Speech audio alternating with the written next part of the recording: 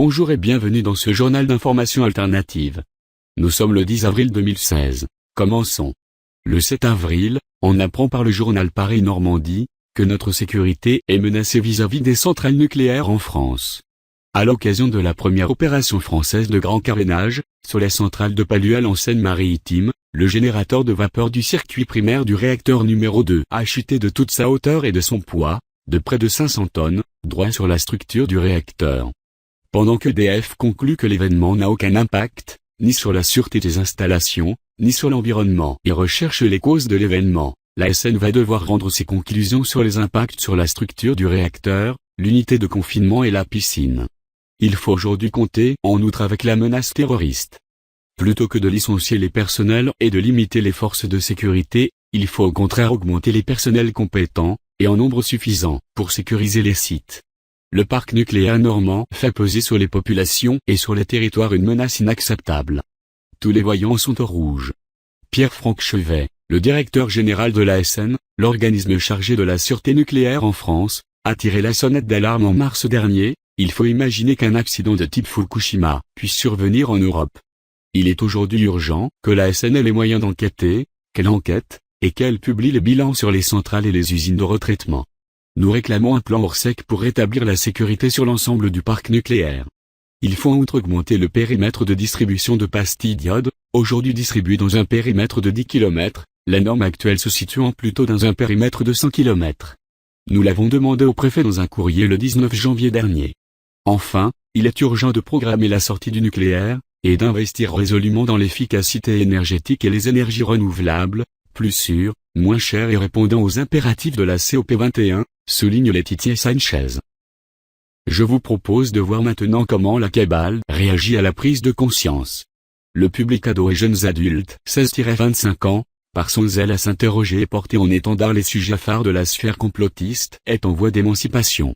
La preuve, ces bandes de petits effrontés commencent par remettre en cause les mensonges historiques véhiculés par l'éducation nationale en France. À tel point que le gouvernement, ses médias et ses consultants ont décidé de répliquer en généralisant le syndrome complotisme. Une nuée d'experts, de journalistes et même d'humoristes monte au créneau. Et une première, une alliance au grand jour portant des élus de la 6ème République et la franc-maçonnerie à étreindre ensemble les plus jeunes d'entre nous. Découvrons ensemble cette photo très intéressante et continuons nous aussi à faire marcher notre capacité de discernement et partir des faits. La franc-maçonnerie et l'éducation nationale s'associent pour un colloque destiné à promouvoir l'avenir de la jeunesse. Cette union démontre bien que la franc-maçonnerie de près ou de loin est associée à cette 6ème République, sinon pourquoi associer soudainement leur image commune et à forte raison le ministère de l'Éducation nationale? Banalisée, bénéficiant du soutien du gouvernement, la franc-maçonnerie par cette campagne de communication tente de nous faire passer plusieurs messages. Nous désirons savoir, précisément, de manière très claire et sans ambiguïté ce que réservent les initiations des derniers degrés des grandes loges françaises, de lever le secret sur les fondements de la République et le rôle joué par les francs-maçons. Et il ne suffit plus de crier ou de se taire en arguant à la conspiration et à l'inquisition depuis Pétain. Il est maintenant temps de se prononcer pour les valeurs inscrites dans cette 6ème République. La crise que nous traversons en France, cette crise de conscience s'appelle réveil. Et elle emportera sur son passage les fondations vermoulues de la corruption. Nous faisons savoir que les tranchées de la République doivent déverser aujourd'hui les véritables enseignements de manière libre et accessible à tous. Le 7 avril, on apprend par un article d'Al-Naba, l'organe officiel de l'organisation terroriste, rappelle que le combat de l'État islamique contre Israël ne doit pas passer avant le djihad contre tous les autres infidèles. Le texte avait été publié le 15 mars, c'est-à-dire avant les attentats qui ont frappé Istanbul et Bruxelles. L'article intitulé Jérusalem d'abord et avant tout une question de charia, présentait la position de Daesh sur le dossier palestinien et la guerre contre Israël. Mettre en avant la lutte contre Israël est une dérive des préceptes de l'islam, car le djihad a pour objectif la victoire de l'islam et l'établissement de la charia et ne peut être réduit à la seule guerre contre les juifs. S'il y a une priorité, elle doit être de libérer les lieux saints de l'islam de la Mecque et de Médine, contrôlés par les hérétiques du régime saoudien. Selon les théoriciens de Daesh, les juifs n'étant pas plus infidèles que les autres, il vaut mieux s'attaquer à tous les autres, à commencer par les musulmans, partout où c'est possible. Pour ce qui est d'Israël, les Palestiniens peuvent faire le travail, même si l'État islamique recommande à ceux qui le peuvent de leur venir en aide en attaquant les juifs là où ils en trouvent. L'article de Al-Naba, qui n'en est pas à une contradiction près, s'en prend aux organisations et régimes musulmans laïques, sunnites et chiites pour leur sanctification de la cause palestinienne, affirmant qu'ils rallient les masses sur des bases viciées. Le 9 avril, on apprend que Nadine Al-Budair, présentatrice du journal sur une chaîne de télévision saoudienne, a interrompu son programme en direct pour faire un discours de 3 minutes, dans lequel elle a appelé les musulmans à avoir honte du terrorisme musulman. La présentatrice a exhorté son public à se réveiller après les atrocités commises par des terroristes lors des attaques de Paris et de Bruxelles, ajoutant qu'il fallait arrêter de considérer le terrorisme comme minoritaire dans le monde musulman et prendre conscience des réalités. Chaque fois que le terrorisme massacre des civils pacifiques, les pseudo-intellectuels et les hypocrites crient sur tous les toits que les terroristes ne représentent pas l'islam ou les musulmans. Peut-être que l'un d'entre eux pourrait nous dire ce qu'ils représentent alors ? C'est offusqué la journaliste. Ce ne sont pas les autres qui se font exploser chez nous, ce sont nous qui nous faisons exploser chez les autres, a-t-elle ajouté. Pourquoi refusons-nous de prendre conscience que les personnes qui commettent ces crimes appartiennent à notre société ?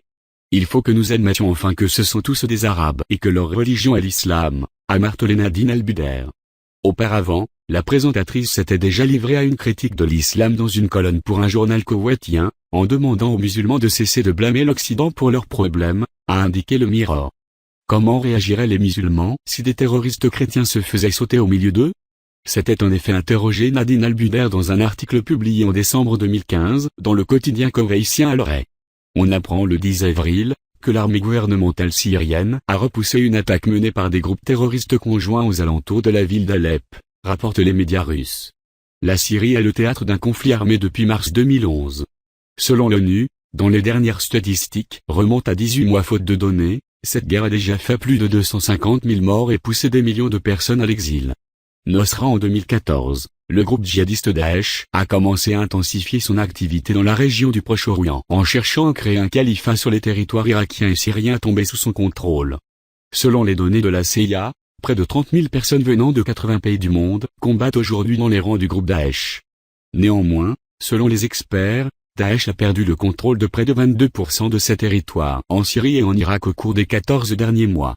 La Russie et les États-Unis ont convenu d'un cessez-le-feu en Syrie à compter du 27 février à minuit. Les frappes contre Daesh, le Front al-Nusra et d'autres groupes reconnus comme terroristes par le Conseil de sécurité de l'ONU se poursuivent néanmoins. C'est ici que ce journal d'information alternative se termine. Nous nous retrouvons dimanche prochain pour un nouveau journal. D'ici là, portez-vous bien, et n'hésitez pas à me suivre sur Twitter et Facebook. Je suis inscrit au nom de Linux FR, j'ai aussi un site, le lien est dans la description. À bientôt.